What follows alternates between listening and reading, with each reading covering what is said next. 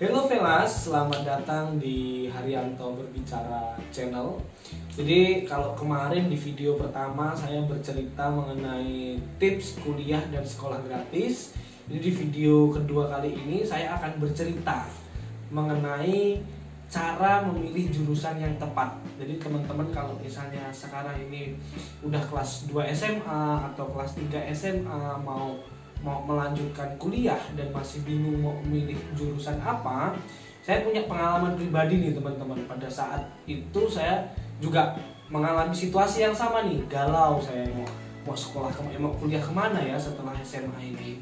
Tapi mungkin ini dari pengalaman pribadi saya ini masih relate dengan situasi teman-teman sekarang. Jadi saya punya 3 tips nih untuk memilih jurusan. Nah, tips yang pertama adalah jumlah lulusan. Jadi teman-teman kalau misalnya mau memilih jurusan itu diperhitungkan juga teman-teman bahwa jurusan yang saya pilih ini setiap tahun itu meluluskan berapa banyak mahasiswa ya. Misalnya nih, saya memilih jurusan A. Ternyata jurusan A itu di provinsi tertentu itu ada 10 universitas yang memiliki jurusan yang sama. Artinya 10 universitas itu adalah potensi pesaing teman-teman pada saat nanti mencari pekerjaan. Paham ya maksud saya paham ya teman-teman. Jadi saya ambil salah satu contoh nih. Saya adalah mahasiswa jurusan peternakan. Pada saat itu saya berpikir bahwa jurusan peternakan di Provinsi Lampung itu hanya dari 3 universitas. Yang pertama adalah Universitas Lampung, yang kedua adalah Universitas Tulang Bawang, yang ketiga adalah Politeknik Negeri Lampung. Makanya saya berpikir bahwa kurang lebih nanti yang menjadi pesaing saya adalah dari 3 universitas ini. Nah, bisa juga sih pesaing dari Pulau Jawa atau lain sebagainya. Tapi peluang pesaing dari luar pulau itu mungkin 10% sampai 20%. Nah, itu salah satu memilih tips ya teman-teman. Kenapa harus diperhitungkan itu? Ya itu tadi. Jadi semakin banyak jurusan, maka semakin banyak peluang yang diperebut, semakin banyak pesaing yang ikut berkompetisi. Jadi kita dari awal sudah memfilter jurusan itu yang memang pesaingnya sedikit gitu. Kemudian yang kedua adalah kita pelajarannya, mata kuliahnya. Jadi kalau misalnya kayak contoh saya dulu waktu SMA IPA, tapi saya nggak begitu tertarik dengan mata kuliah fisika. Saya lebih tertarik fisika dan kimia itu saya nggak seberapa tertarik. Akhirnya nilai saya juga nggak bagus, yang penting lulus. Nah, pada saat saya memilih jurusan peternakan itu, saya setelah filter dari tahap pertama tadi, saya filter tahap kedua. Oh, ternyata saya browsing itu kan biasanya di internet bisa terlihat lah ya, mata kuliah yang akan kita pelajari selama 8 semester itu apa. Ternyata memang di situ di jurusan peternakan itu nggak terlalu, bahkan fisika nggak ada. Kalau kimia itu masih 2 semester kalau nggak salah, sisanya lebih ke biologi.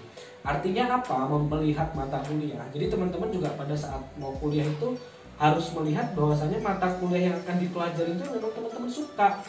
Jadi teman-teman bisa nyaman, bisa enjoy. Kalau misalnya teman-teman nggak suka dengan mata kuliahnya, itu akan butuh double effort untuk bisa nyaman belajar di jurusan tersebut. Karena juga banyak cerita teman-teman saya itu akhirnya nggak selesai kuliah atau bahkan baru semester 2 mereka pindah jurusan karena memang mereka dari awal nggak tertarik dengan mata pelajarannya atau mata kuliahnya.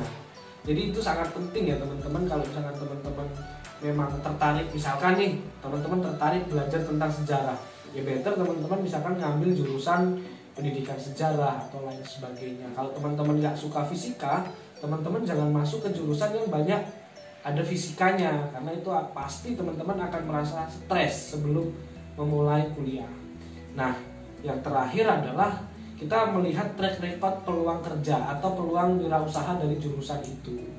Misalnya pada waktu itu saya mengambil jurusan peternakan, yang saya pikirkan adalah saya punya 2 kesempatan nih, karena kan di peternakan.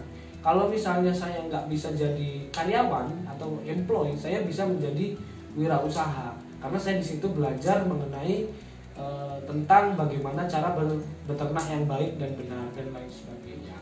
Dan juga ternyata alhamdulillah di jurusan peternakan ini masa tunggunya itu hanya 1 bulan rata-rata teman-teman. Jadi masa tunggu dari lulus kuliah sampai kerja itu rata-rata di angka 1 bulan. Artinya memang mahasiswa peternakan itu sangat ditunggu-tunggu oleh perusahaan-perusahaan karena memang jumlah lulusannya sangat terbatas itu tadi gitu. Nah, mungkin juga teman-teman nggak harus terpaku dengan jurusan yang saya sebutin, tapi secara flow atau secara konsep teman-teman kalau memang saat ini lagi bingung, boleh deh dicoba untuk menganalisa nih kira-kira jurusan yang apa jebolannya sedikit tapi opportunity-nya ada itu kira-kira jurusan apa. Kalau misalnya memang teman-teman bisa menemukan itu, mungkin itu akan menjadi peluang yang bagus nih untuk teman-teman pada saat nanti setelah lulus kuliah. Nah, kurang lebih di video kedua ini adalah itu teman-teman tentang tips memilih jurusan.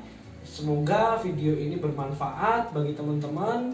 Jika dirasa videonya bermanfaat, jangan lupa like, comment, subscribe, and share.